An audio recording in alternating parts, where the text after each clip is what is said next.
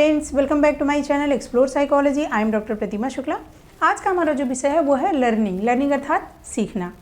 ऐसे तो हम अपने जीवन में कुछ ना कुछ सीखते ही रहते हैं, कहीं भी जाते हैं, किसी से भी मिलते हैं, कोई सी भी परिस्थिति होती है, हम उसमें कुछ ना कुछ ज़रूर से ज़रूर सीखते हैं।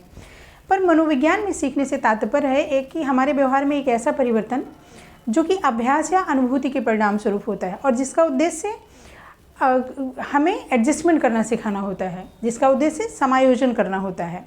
इस तरह का जो सीखना होता है जिससे हमारे व्यवहार में परिवर्तन हो और वो अभ्यास या अनुभूति के परिणाम स्वरूप हो और जिसके कारण हम एडजस्टमेंट करना सीख सकें, जिसका उद्देश्य कुछ एडजस्टमेंट करना सिखाना होता है, उसको ही मनोविज्ञान में लर्निंग अर्थात सीखना कहा गया है। इसकी कुछ विशेषताएं बताई गई हैं। सबसे पहला है कि change in behaviour. Learning is a change in behaviour. Learning से क्या होता है कि हमारे व्यवहार में कुछ परिवर्तन होता है। अब ज़रूरी नहीं है कि जो हमारे बिहेवियर में परिवर्तन होगा ये पॉजिटिव ही हो, ये कई बार निगेटिव सेंस में भी हो सकता है, मतलब गुड भी हो सकता है और बैड भी हो सकता है। हम जैसे कोई चीज़ सीखते हैं तो हमने जैसे टाइपिंग सीखी तो हमने एक स्किल सीख ली, हमारे अंदर हमारे व्यवहार में कुछ पॉजिटिव परिवर्तन हुआ। पर कई लोग होते हैं ऐसे कि जैसे चोरी करना सीख लिया, झूठ बोलना सीख लिया, इस तरह की कुछ ऐसी आदतें होती हैं जो कि जिन्हें बैड हैबिट कहा जाता है, तो वो भी हमारे व्यवहार में एक तरह का परिवर्तन ही करती हैं। तो लर्निंग का मतलब ये नहीं है कि हमारे व्यवहार में सिर्फ पॉजिटिव ही चेंज लाएगी। लर्निंग दोनों तरह की हो सकती है, वो पॉजिटिव भी हो सकती है, निगेटिव भी हो सकती है। उसके कारण हमारे व्यवहार में परिवर्तन होना चाहिए और परिवर्तन होता भी है। अब वो चाहे पॉजिटिव सेंस में हो सकती है या जैसे चोरी करना, झूठ बोलना, इस तरह की जो निगेटिव चीज़ें हैं या बैड हैबिट्स हैं, अगर हम उसको भी सीखते हैं, उसके कारण भी हमारे व्यवहार में परिवर्तन होता है, तो उसको भी लर्निंग ही कहा जाएगा। भले वो बैड तरीके की लर्निंग है पर वो भी लर्निंग के अंतर्गत ही आता है। दूसरा जो इसकी विशेषता बताई गई है कि जो भी लर्निंग से चेंज होते हैं, जो changes occurs as a function of practice and experience, जो कुछ भी लर्निंग के कारण चेंजेस हमारे व्यवहार में होते हैं वो प्रैक्टिस और एक्सपीरियंस के कारण होते हैं, प्रैक्टिस और एक्सपीरियंस के कारण होते हैं। अब हम एक उदाहरण से समझते हैं कि जैसे हमने टाइपिंग सीखी, कोई भी व्यक्ति है वो टाइपिंग सीखने जा रहा है। अब वो टाइपिंग सीखने जाएगा तो रोज़ वो प्रैक्टिस करेगा टाइपिंग की, उसकी कुछ कमियां भी होंगी, उन कमियों को वो हर रोज़ सुधारेगा। जो आज कमियां हुई नेक्स्ट डे जब प्रैक्टिस करेगा तो उन कमियों को वो सुधारेगा, फिर नेक्स्ट डे उससे जो और कमियां हुई उसको सुधारेगा। मतलब वो रेगुलर में अपनी कमियों को सुधारता जाएगा और अभ्यास करता जाएगा। तो जो हमारे व्यवहार में परिवर्तन होगा, अब उसके कारण जो उसके अंदर एक स्किल आएगी, जो टाइपिंग करने की एक क्षमता उसके अंदर डेवलप होगी, वो प्रैक्टिस के थ्रू होगी। पर कई चीज़ें ऐसी भी होती हैं जिन्हें हमें बार बार जीवन में जो परिवर्तन होता है उसके लिए बार बार प्रैक्टिस करने की ज़रूरत नहीं होती है। जैसे कि अगर हम गैस के पास खड़े हों और गैस जले, अचानक से हमारा हाथ गैस के संपर्क में आ जाता है, हम जल जाते हैं। हम स्टोव को छू लेते हैं और हम जल जाते हैं, तो तुरंत से हम हाथ हटा लेते हैं और एक ही बार के अनुभव में हमें, एक ही बार के एक्सपीरियंस में हमें ये समझ में आ जाती है कि गैस के बर्नर के पास हमें हाथ नहीं ले जाना, उससे हम जल सकते हैं, उससे हमारा नुकसान हो सकता है। तो इस एक्सपीरियंस, एक ही बार के एक्सपीरियंस से हमें हमेशा के लिए चीज़ें हम सीख लेते हैं, उसके लिए हमें बार बार प्रैक्टिस की ज़रूरत नहीं होती है।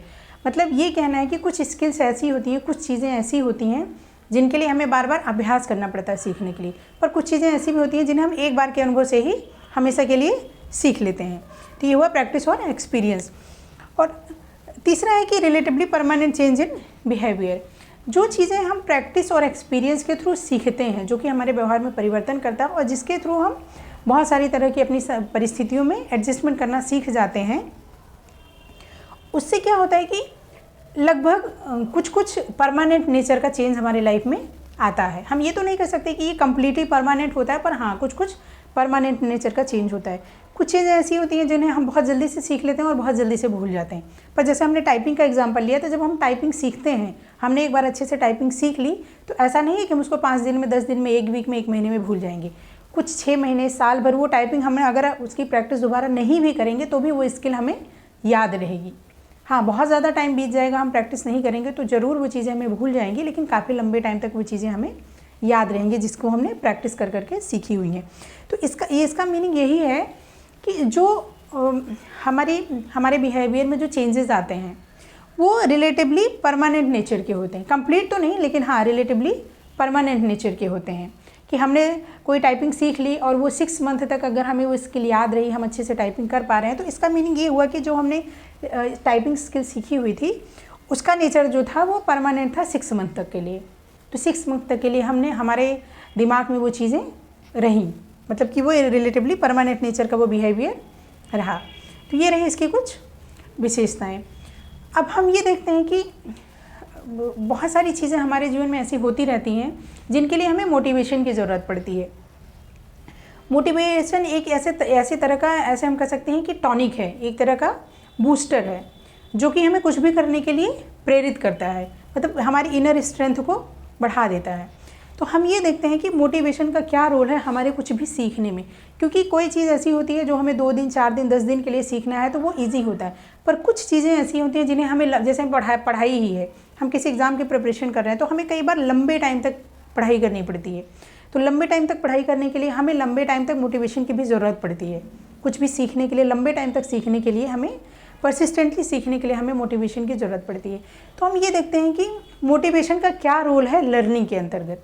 कोई भी चीज़ सीखने के लिए हमें मोटिवेशन कितना काम करता है, क्योंकि मोटिवेशन से हमारी इनर स्ट्रेंथ बढ़ती है। तो जो साइकोलॉजी में एक्सपेरिमेंट किए गए हैं वो एनिमल्स पे भी किए गए हैं और ह्यूमन बीइंग पे भी किए गए हैं। तो सबसे पहले हम ये देखते हैं कि role of motives in animal learning. Animal के सीखने में मोटिवेशन जो होता है वो कितना बड़ा रोल अदा करता है। मोटिवेशन का एनिमल की लर्निंग में क्या रोल है, इसको समझने के लिए एक साइकोलॉजिस्ट हैं टोलमैन। इन्होंने एक एक्सपेरिमेंट किया। इन्होंने अपने एक्सपेरिमेंट में ये बताया कि एनिमल्स के लिए मोटिव्स का क्या रोल है कुछ भी सीखने के लिए। तो इन्होंने चूहों के ऊपर एक्सपेरिमेंट किया। टोलमैन ने अपने एक्सपेरिमेंट में कुछ चूहों को लिया और चूहों का 3 अलग अलग ग्रुप डिवाइड किया। इसमें यह था कि एक पर्टिकुलर पॉइंट से और एक दूसरा जो लक्ष्य बॉक्स उन्होंने बनाया, जो टारगेट बॉक्स उन्होंने बताया, गोल बॉक्स बनाया, वहाँ तक उन चूहों को जाना था।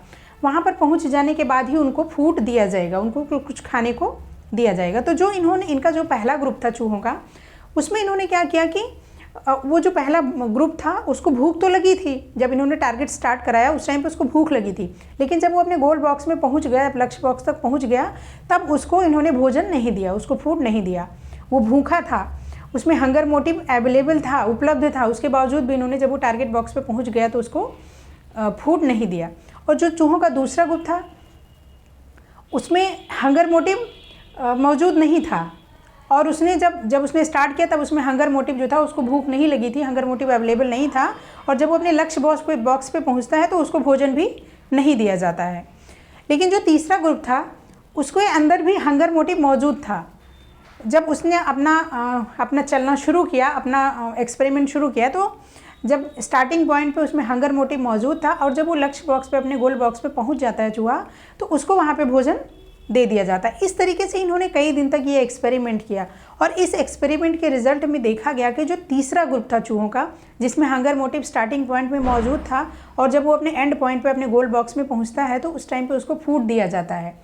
तो उसका जो इम्प्रूवमेंट था उस एक्सपेरिमेंट में, उसका जो इम्प्रूवमेंट था वो बहुत तेज़ी से हुआ। वो बहुत तेज़ी से अपने लक्ष्य बॉक्स तक पहुँचता गया। उसका जो काम था वो बहुत तेज़ी से उसने किया। उसमें काफ़ी तेज़ी से सीखने की जो टेंडेंसी थी वो बहुत तेज़ देखी गई। जो स्टार्टिंग पॉइंट से और गोल पॉइंट तक, मतलब लक्ष्य बॉक्स तक पहुंचने के लिए जो उसने सीखने की इंटेंसिटी दिखाई थर्ड ग्रुप में, जिसमें हंगर मोटिव मौजूद भी था और जिसको लास्ट में भोजन दिया भी गया, उसने बहुत ज़्यादा दिखाई। मतलब उसमें सीखने की जो क्षमता थी वो बहुत ज़्यादा थी, और सीखने की टेंडेंसी भी उसमें बहुत ज़्यादा देखी गई। बाकी 2 ग्रुप में ऐसा नहीं देखा गया। तो ये साबित करता है कि जो हंगर मोटिव था वो बहुत बड़ा रोल अदा करता है किसी भी चीज़ को सीखने में। मतलब इस एग्जाम्पल में ये फिट बैठता है कि जो हंगर मोटिव चूहों में मौजूद था, तो सीखने के लिए उसने बहुत बड़ा रोल अदा किया। अब हम ये देखते हैं कि role of motives in human learning. जिस तरीके से कुछ साइकोलॉजिस्ट ने एनिमल्स पे एक्सपेरिमेंट किया, इसी तरीके से एक साइकोलॉजिस्ट है हरलॉग, इन्होंने ह्यूमंस पे ये चीज़ का एक्सपेरिमेंट किया। अब हम पहले एक चीज़ ये समझ लेते हैं कि जो मोटिवेशन होता है, जो मोटिव्स होते हैं एनिमल्स में जनरली जो होते हैं वो फिजिकल मोटिव्स होते हैं, बायोलॉजिकल मोटिव्स होते हैं। मतलब जैसे हंगर है, थर्स्ट है, सेक्स है, स्लीप है, इस तरह के जो मोटिव्स होते हैं वो एनिमल्स में जनरली अवेलेबल होते हैं। पर ह्यूमंस के अंदर भी ये सारे मोटिव्स होते हैं, लेकिन इसके साथ साथ कुछ एक्वायर मोटिव्स भी होते हैं, कुछ अर्जित मोटिवेशन भी ह्यूमन बीइंग में होता है, जो कि समाज में अपना नाम कमाने की इच्छा, या ऊंचे ऊंचे पद प्राप्त करने की इच्छा, बहुत सारा लाभ कमाने की इच्छा, लोगों की नज़रों में बहुत अच्छा बनने की इच्छा, बहुत सारा अच्छी जॉब पाने की इच्छा, इस तरह के जो सोशल मोटिव्स होते हैं, जो कि एक्वायर्ड मोटिव्स कहे जाते हैं, जो कि अर्जित मोटिव्स कहे जाते हैं, जिनको कि हम समाज के द्वारा इस व्यवस्था के द्वारा हम सीखते हैं। जबकि बायोलॉजिकल मोटिव क्या होते हैं, वो ऑटोमेटिक बॉडी रिस्पॉन्ड करती है, वो जन्मजात होते हैं, वो एक्वायर्ड नहीं होते हैं, उन्हें हम सीखते नहीं हैं, वो जन्मजात होते हैं। लेकिन जो एक्वायर वो होते हैं, सोशल मोटिव्स होते हैं, वो एक्वायर्ड होते हैं। तो जो ह्यूमन बीइंग होता है, ह्यूमन बीइंग में सोशल मोटिव्स की तरफ बढ़ने की टेंडेंसी ज़्यादा होती है। उसके अंदर भी बायोलॉजिकल मोटिव्स होते हैं, उसको भी हंगर थर्स्ट सब चाहिए होता है, लेकिन बायोलॉजिकल मोटिव्स के कंपैरिजन में सोशल मोटिव्स ज़्यादा इंपॉर्टेंट रोल प्ले करते हैं ह्यूमन बीइंग के अंतर्गत। तो हरलॉक ने एक स्टडी किया, इन्होंने स्टूडेंट्स का 3 ग्रुप लिया, छात्रों का अलग अलग 3 ग्रुप लिया, और इन्होंने जो अपनी स्टडी की उसमें ये देखा कि भाई प्रेज अर्थात प्रशंसा करने पे और फटकार लगाने पे, निंदा करने पे क्या इफेक्ट पड़ता है किसी भी स्टूडेंट में। तो इन्होंने क्या किया कि कुछ नंबर्स लिखे हुए थे, अलग अलग कॉलम्स में कुछ नंबर्स लिखे हुए थे। तो इन्होंने 3 ग्रुप डिवाइड किया स्टूडेंट्स का, और उसमें इन्होंने 5 दिन तक थोड़े थोड़े टाइम के लिए उन नंबर्स को ऐड करने के लिए बोला। तो जो पहला ग्रुप था स्टूडेंट्स का, उसकी इन्होंने जो फर्स्ट ग्रुप था, उन्होंने क्या किया कि जो पहले ही दिन थी, पहले दिन उसकी इन्होंने क्या की, प्रशंसा कर दी। जो पहला ग्रुप था उसकी इन्होंने प्रशंसा की। जब उसने शुरुआत की तब इन्होंने पहले ग्रुप की प्रशंसा की, जब वो अपना काम कर रहा था, मतलब जो ऐड कर रहे थे नंबर्स को, तो ये उसकी प्रशंसा कर रहे थे, जो पहला ग्रुप था। लेकिन जो दूसरा ग्रुप था, दूसरे ग्रुप की इन्होंने प्रशंसा नहीं की, क्या की, निंदा की। दूसरा ग्रुप जब अपने नंबर्स को ऐड कर रहा था, जो उन्होंने नंबर्स बताए हुए थे अलग अलग कॉलम्स में, तब उस दौरान इन्होंने उस ग्रुप की निंदा की। और जो तीसरा ग्रुप था, जब तीसरा ग्रुप अपना काम कर रहा था, तो इन्होंने ना ही प्रशंसा की और ना ही निंदा की, कुछ भी नहीं किया, शांत रहे। तो जब तीनों ग्रुप का जब रिजल्ट आया, जो एनालिसिस इन्होंने किया, तो उसमें इन्होंने पाया कि जिस ग्रुप की इन्होंने प्रशंसा की, मतलब उसके एडिंग के दौरान जब वो ऐड कर रहे थे नंबर्स को, उस दौरान जिस ग्रुप की प्रशंसा की गई, उसने जो एडिंग की टेंडेंसी थी उसमें बहुत ज़्यादा बढ़ी, मतलब उसने लर्निंग को बहुत जल्दी सीखा, उस चीज़ को उसने बहुत जल्दी सीखा, उस जो भी वो अपना काम था उसको उन्होंने बहुत जल्दी सीख लिया। मतलब कि जिसकी प्रशंसा की गई जिस ग्रुप की, उन्होंने बहुत जल्दी सीख लिया। जो दूसरा ग्रुप था जिसकी निंदा की गई ऐड करने के दौरान, काम करने के अपना दौरान जिसकी निंदा की गई, शुरू में तो उनकी परफॉर्मेंस बहुत तेज़ी से बढ़ी, लेकिन धीरे धीरे उनकी परफॉर्मेंस डाउन होती चली गई। और जो तीसरा ग्रुप था जिसकी ना ही प्रशंसा की गई थी और ना ही उनकी निंदा की गई थी, और ना ही निंदा की गई थी, ये वाला जो ग्रुप था, इस ग्रुप की परफॉर्मेंस में कोई बढ़ोतरी नहीं देखी गई। ये जैसे स्टार्टिंग में काम कर रहे थे उसी तरीके से 5वें दिन के आखिरी दिन भी ये सेम तरीके से काम कर रहे थे। इनमें ना कोई वृद्धि हुई और ना ही कोई कमी देखी गई। तो अब इसके रिजल्ट से ये हम आसानी से कह सकते हैं, या ये साबित करता है कि ह्यूमंस के अंदर प्रशंसा करने से उसका काम तेज़ी से बढ़ता है, मतलब वो तेज़ी से चीज़ों को सीख पाता है, उसकी परफॉर्मेंस का लेवल जो होता है बढ़ता है। प्रशंसा क्या होती है, एक हमें प्रतिष्ठा दिलाती है, एक मान सम्मान दिलाती है, मतलब उसके अंदर एक्वायर्ड मोटिव, सोशल मोटिव्स मौजूद था। और जब उसकी पुष्टि होती है, जब सोशल मोटिव को कोई बल देता है, उसको कोई उसकी प्रेज करता है, उसकी प्रशंसा करता है, तो वो चीज़ों को अच्छे से सीख पाता है। मतलब जो सोशल मोटिव था वो भी इसके अंदर मौजूद था। कुल मिला के ये कहना है कि जो मोटिवेशन है उसका रोल लर्निंग में बहुत बड़ा होता है। किसी भी तरह का मोटिवेशन अगर अवेलेबल है तो व्यक्ति किसी भी चीज़ को बहुत आसानी से सीख सकता है। इसी तरीके से हम देखते हैं कि जब हम पढ़ाई कर रहे हैं, किसी एग्ज़ाम की तैयारी कर रहे हैं, अगर हमारे अंदर मोटिवेशन है, हमारा एम क्लियर है कि हम ये सोच रहे हैं कि भाई हमें ये क्लियर है कि हमें किस लिए पढ़ना है, हमें क्यों इतनी मेहनत करनी है, हमें किस लिए एग्ज़ाम देना है, एग्ज़ाम देने के बाद हमें क्या प्रॉफिट होगा, हमें क्या मिलेगा, समाज में प्रतिष्ठा मिलेगी, कोई पद मिलेगा, कितनी सैलरी मिलेगी, इससे हमारा क्या बेनिफिट है। जब ये चीज़ें, मतलब ये जो सोशल मोटिव अगर हमें क्लियर होता है तो व्यक्ति क्या करता है, तेज़ी से चीज़ों को सीखता है। मतलब कि जो चीज़ें वो 8 घंटे में सीख सकता है, कई बार वो 6 घंटे में भी उन चीज़ों को सीख लेता है। मतलब उसकी जो परफॉर्मेंस होती है वो काफ़ी बढ़ जाती है। तो कुल मिला के ये कहना है कि मोटिवेशन का लर्निंग में बहुत बड़ा रोल होता है। अब लर्निंग के कुछ मेथड्स बताए गए हैं कि किस तरह से हम चीज़ों को सीखते हैं। अब हम उनके बारे में समझते हैं कि क्या क्या मेथड्स होते हैं लर्निंग के, किसी भी चीज़ को सीखने के। हम किस किस तरीके से किसी चीज़ को सीख सकते हैं, किस किस मेथड के थ्रू हम सीख सकते हैं। तो जो सबसे पहला बताया गया है मास्क मेथड या स्पेस्ड मेथड। मास्ट का मतलब होता है कि अविराम विधि, मतलब हम किसी भी चीज़ को लगातार पढ़ते हैं। कोई हमें एक चैप्टर तैयार करना है तो हमने स्टार्टिंग से फर्स्ट पेज से शुरू किया और लास्ट पेज तक हम लगातार पढ़ते चले गए, लगातार पढ़ते चले गए, बीच में हमने कोई ब्रेक नहीं लिया। उसको कहते हैं मास्ट मेथड, मतलब अविराम विधि, जिसमें हमने कोई विराम नहीं लिया। दूसरा होता है स्पेस मेथड, जिसमें हम जिसे विराम विधि हिंदी में कहा जाता है। जैसे हम थोड़ा सा हमने पढ़ा, हमने 5 पेज पढ़ लिया, फिर थोड़े टाइम के लिए हमने रेस्ट किया, तो थोड़ा ब्रेक लिया हमने, फिर अगले नेक्स्ट हमने पेज को पढ़ा, फिर हमने थोड़ा सा ब्रेक लिया, फिर हमने नेक्स्ट पढ़ा, फिर हमने थोड़ा सा ब्रेक लिया। इसको हम स्पेस मेथड कहते हैं। अब कई सारे मामलों में ऐसा होता है कि कुछ तरीके की चीज़ें होती हैं जो हमें मास्ट मेथड से ज़्यादा हमारे लिए ज़्यादा बेहतर होता है किसी चीज़ को सीखना, पर कुछ चीज़ों में स्पेस मेथड भी हमारे लिए ज़्यादा बेहतर होता है। जैसे कुछ ऐसी चीज़ें होती हैं जो कि टेक्निकल होती हैं, जिसे ज़्यादा समझने की ज़रूरत होती है। कोई ऐसी चीज़ है जिसे ज़्यादा समझने की ज़रूरत है, तो उस स्थिति में स्पेस्ड मेथड जो होता है, जो विराम विधि होती है, जिसमें थोड़ा ब्रेक ले लेके सीखी जाती है चीज़ों को, जो विराम विधि है, जिसमें थोड़ा ब्रेक लगा के चीज़ों को सीखा जाता है कि भाई हमने थोड़ा सा सीख लिया, फिर थोड़ी देर का हमने ब्रेक किया, फिर जब दिमाग थोड़ा सा शांत हुआ तो फिर हमने थोड़ी दूसरी चीज़ों को सीखा, फिर हमने थोड़ा सा ब्रेक लिया, ऐसे करके, क्योंकि वो समझने वाली चीज़ है, उसमें ज़्यादा दिमाग लगाना पड़ रहा है, ज़्यादा समझना पड़ रहा है। तो वैसी चीज़ें जो होती हैं वो स्पेस मेथड से सीखना आसान होती हैं। पर जैसे हमें कोई पोएम लर्न करनी है या कुछ इस तरह की चीज़ें हैं कि जो कि हमें छोटी हैं, कम क्वांटिटी है उनकी, और आसानी से वो आसान चीज़ें, ज़्यादा उसमें समझने वाली ज़रूरत नहीं, उसको रट के सीखा जा सकता है, तो उस स्थिति में जो मास्ट मेथड है, अविराम विधि है, वो उसके लिए वो बहुत ही बेनिफिशियल होती है। जो दूसरा इन्होंने लर्निंग के मेथड बताया गया इसमें, वो है होल मेथड और पार्ट मेथड। मतलब ये होल मेथड का मतलब है कि संपूर्ण एक साथ जितना कुछ भी हमें सीखना है वो सारा हम एक साथ ही सीख लें, और पार्ट का मतलब है कि अंश में करके, उसको टुकड़ों में करके सीखें हम।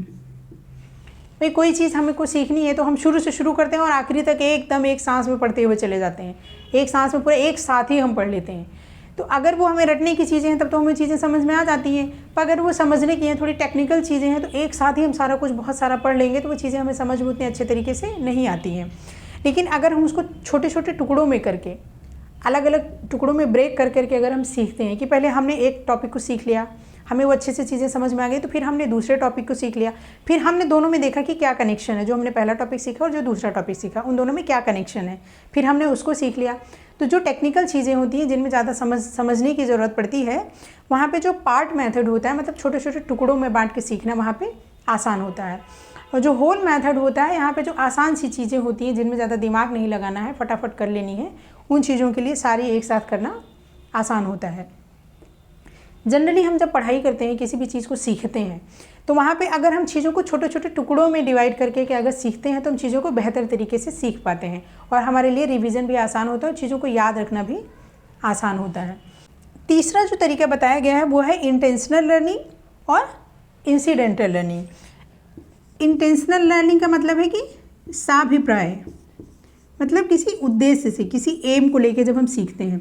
जैसे हम कोई पढ़ाई कर रहे हैं, किसी एग्ज़ाम की तैयारी कर रहे हैं, तो हम किससे करें, किसी इंटेंशन से कर रहे हैं। हमारा एक एम है, हमारा एक उद्देश्य है कि इस एग्ज़ाम को हमें पास करना है। किसी भी कॉम्पिटिटिव एग्ज़ाम की हम तैयारी करें तो हमें इसे पास करना है।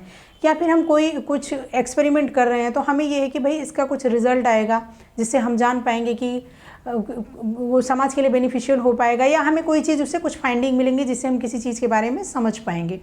तो मतलब जो इंटेंशनल लर्निंग की जाती है वो किसी उद्देश्य को ध्यान में रखते हुए की जाती है, किसी उद्देश्य के अंतर्गत की जाती है कि हमें ये करना है, वो इसका ये रिजल्ट लाना है, इसलिए की जाती है।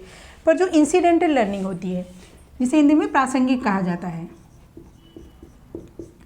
ये जो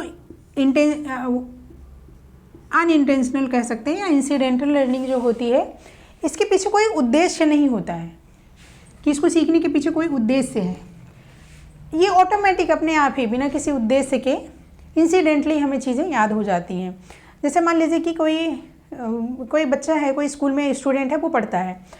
अब उसके सामने जहाँ उसकी क्लास है, उसी के सामने उसके प्रिंसिपल की गाड़ी पार्क की जाती है, तो ऑटोमेटिक बार बार गाड़ी का नंबर दिखता रहता है, तो याद हो जाती हैं चीज़ें, उसको याद कराने की ज़रूरत नहीं पड़ती है। कहीं किसी बोर्ड में, स्कूल के बोर्ड में किसी का नंबर लिखा होता है, प्रिंसिपल का नंबर लिखा है या कोई और नंबर लिखा है, तो वो ऑटोमेटिक बार बार आते जाते नज़र उस पर पड़ती है, तो वो चीज़ें हमें याद हो जाती हैं। हमारे घर में ही कहीं कुछ ऐसा लिखा हुआ है या कोई ऐसी पर्टिकुलर शॉप है जो हमें आते जाते बार बार दिखती है, तो हमें उस शॉप का नाम ऑटोमेटिक याद हो जाता है। हमारा कोई इंटेंशन नहीं है उस शॉप से, ना हमारा कोई लेना देना है उससे, ना हमारा कोई एम है उसको याद करना, पर हमें बार बार चीज़ें दिख रही हैं तो हमारे दिमाग में जाती हैं, तो वो हमें ऑटोमेटिक याद हो जाती हैं, जिसे इंसिडेंटल लर्निंग कहा जाता है।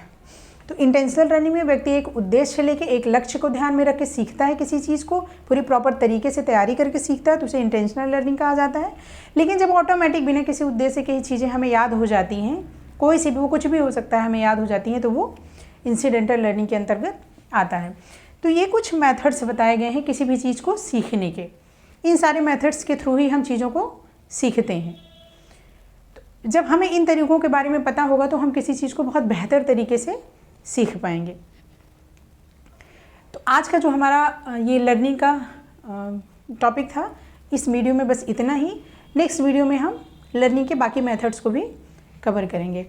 ये जो वीडियो बनाने का या इस तरीके से पढ़ाने का मेरा जो उद्देश्य है वो सिर्फ इतना ही है कि चीज़ों को हिंदी में सरल शब्दों में आसान भाषा में समझाई जा सके। बाकी मैटर तो बहुत तरह की किताबों में अवेलेबल है। हिंदी की बहुत सारी बुक्स मार्केट में है, इंग्लिश की बहुत सारी बुक्स हैं, इंटरनेट पे मैटर बहुत सारा अवेलेबल है। तो मैटर तो बहुत सारा अवेलेबल है, किताबों में, नोट्स के थ्रू, कोचिंग सेंटर्स में बहुत जगह मैटर अवेलेबल है। पर सरल शब्दों में, आसान भाषा में चीज़ों को जब हमें कोई समझा देता है, हमें चीज़ें समझ में आ जाती हैं, तो फिर हम कहीं से भी पढ़ें, हमें उसको समझने में दिक्कत नहीं होती है। इस तरीके से बताने का, पढ़ाने का और किसी भी टॉपिक को छोटे छोटे टुकड़ों में बांट के बताने का मेरा सिर्फ इतना ही उद्देश्य है। वरना लर्निंग का एक बड़े बोर्ड में मैं पूरा एक साथ लिख के और पूरी लर्निंग को एक साथ भी मैं डिस्क्राइब कर सकती हूँ, लेकिन उससे क्या होता है कि चीज़ें हौच पौच हो जाती हैं, फिर वो हमारे माइंड पे बहुत ज़्यादा लोड पड़ता है। जो मैंने अभी बताया ना कि पार्ट में हम अगर चीज़ों को पढ़ते हैं तो वो चीज़ें हमें अच्छे तरीके से समझ में आ जाती हैं।